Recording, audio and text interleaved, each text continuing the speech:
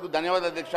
Page 21 procedure బుక్లో చాలా స్పష్టంగా any member when call by speaker may put a supplementary question for the purpose of further elucidating any matter of fact regarding which an answer has been given.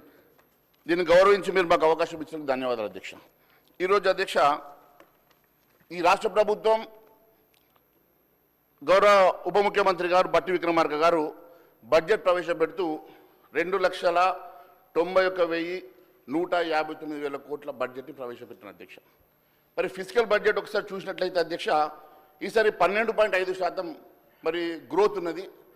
అది GSDP అధ్యక్ష. GSDP growth ప్రకారం 3%ని 3.5%గా కేంద్ర ప్రభుత్వం మనకు అవకాశం ఇచ్చి ఈరోజు మనకు అప్పు తీసుకునేటువంటి అవకాశము మరి 16.5 లక్షల కోట్లకు గాను ఈరోజు మనకు దాదాపుగా మరి 57,000.75 crores అప్పు తీసుకునేటువంటి 57,000 కోట్ల అప్పు తీసుకునేటువంటి అవకాశం ఈ రాష్ట్ర ప్రభుత్వానికి ఉన్నది అధ్యక్ష.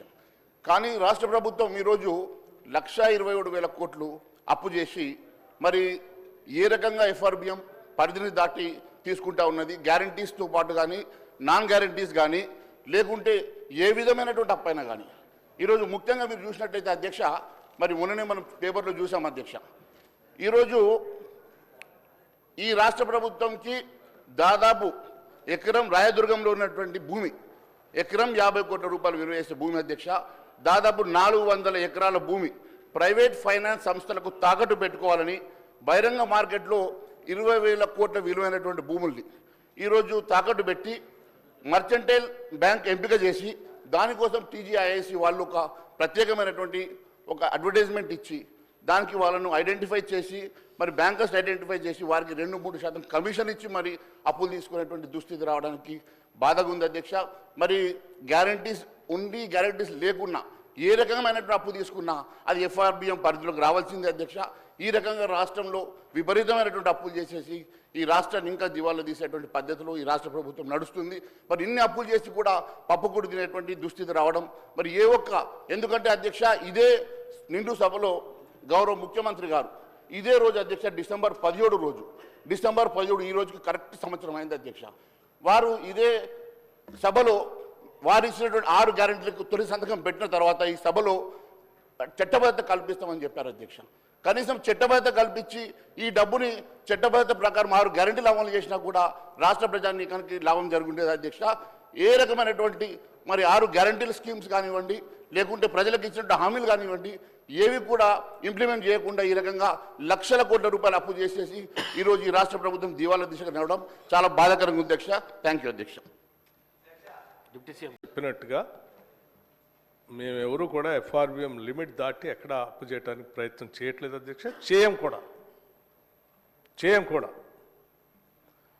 మేము చాలా స్పష్టంగా ఎఫ్ఆర్బిఎం యాక్ట్ని అమలు చేయటమే కాకుండా ఇంకా సాధ్యమైనంత వరకు అంతవరకు కూడా కాదు ఇంకా వీలైతే తగ్గించుకుంటూనే పోవాలనేది మా అందరి ఆలోచన. కాకపోతే 10 సంవత్సరాలు చేసిన విధ్వంసాన్ని మొదటి సంవత్సరంలోనే పూర్తిగా సరిచేయలేము కాబట్టి కొంత ఆ అప్పు 66,000 కోట్లు అది కంపల్సరీ ఆర్బీఐ నుంచే డిడక్ట్ అవుతుంది కాబట్టి కొంత తప్పనిసరి పరిస్థితిలో కొంత అప్పు చేసాం ఆ అప్పు కట్టడానికి. ఆ చేసిన అప్పు ఇంకా రాష్ట్రం నుంచి వచ్చిన ఆదాయాన్ని కూడా కలిపి కట్టాము అధ్యక్ష. 52,000 చేస్తే 66,000 కోట్లు చేసాం.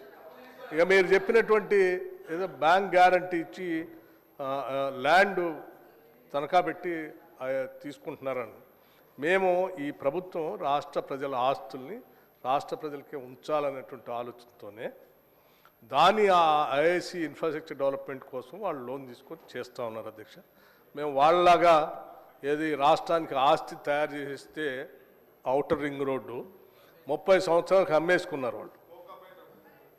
ఒక పెద్ద ఆస్తి ఆనాటి కాంగ్రెస్ ప్రభుత్వం లీజ్కి ఇచ్చేసి అధ్యక్ష ఎట్లా ఉంటుందంటే లీజ్కి ఇచ్చేసి 30 సంవత్సరాలు ఎవరికో లీజ్కి ఇచ్చేసి 30 సంవత్సరాలు వచ్చే పన్నులు మీరు వసూలు చేసుకోండి ఆ డబ్బంతా మాకు గట్టేసి వెళ్ళిపోండి అని అన్నారు అధ్యక్ష. మేము అట్లా చేయదలుచుకోలేదు.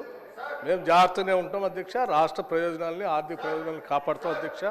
వాళ్ళలాగానే చేయాలంటే హరీష్ రావు గారిలాగానే చేయాలంటే అధ్యక్ష మనకు వచ్చే బడ్జెట్ అంతా కూడా ఆదాయం అంతా కూడా పన్నుల ద్వారానే టోల్గేటా పన్నుల ఏదో ఒకటి ఆ పన్నుల ద్వారా బడ్జెట్ని మనం జాగ్రత్త లెక్కలు వేసుకొని ప్రజల కోసం ఖర్చు పెడతా ఉంటాం. వారు 30 సంవత్సరాలకి ఆ టోల్ గేట్ని లీజుకి ఇచ్చేసి 30 సంవత్సరాలకు వచ్చే డబ్బులు తీసుకున్నారు.